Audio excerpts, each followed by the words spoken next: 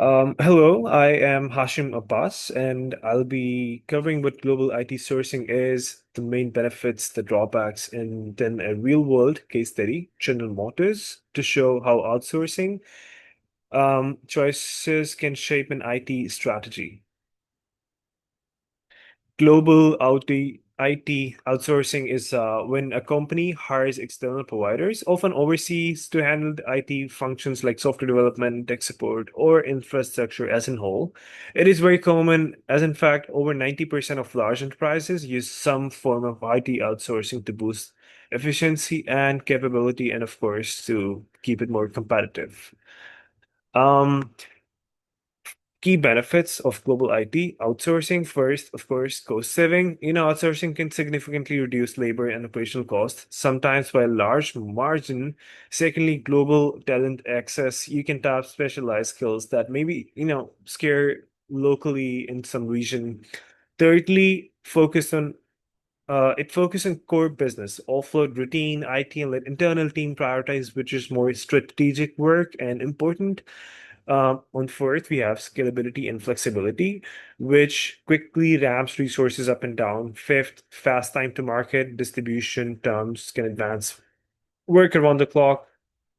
That I think are some key benefits of global IT outsourcing. Now, with that, we also have some key drawbacks as well.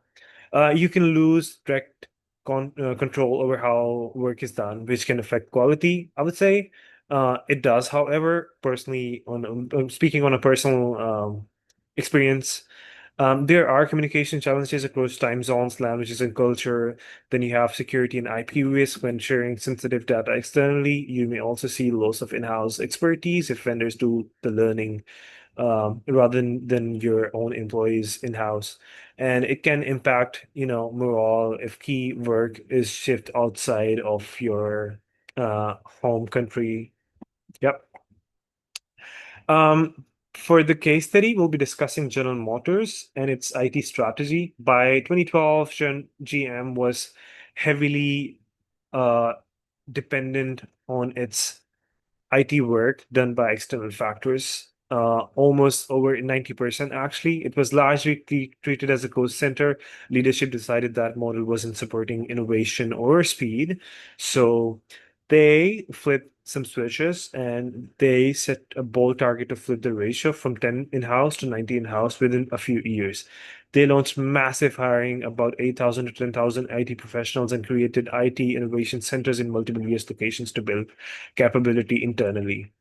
Now, why GM insourced IT? The goal was to establish a very competitive advantage by bringing IT in-house. Now they have like control. The leadership has felt outsourcing has made it like slower, fragmented, and less responsive. So they insourced. Aim was to increase agility, tighten data control, create long-term value, even if it required upfront investment.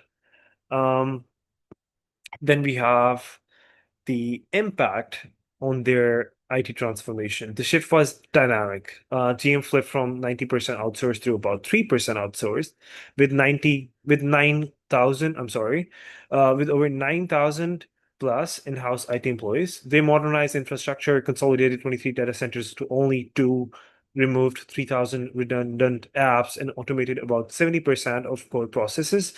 Ending large vendor contracts let them reinvest in modern tech.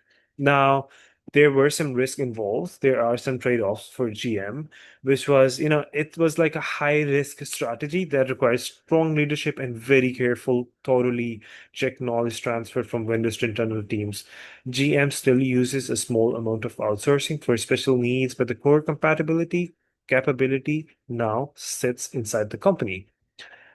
Outsourcing, to conclude, is often um, very cost effective, but it has a clear benefits as well, which is cost, talent, flexibility, and speed, but it brings real risk and control, security, and capability at the same time.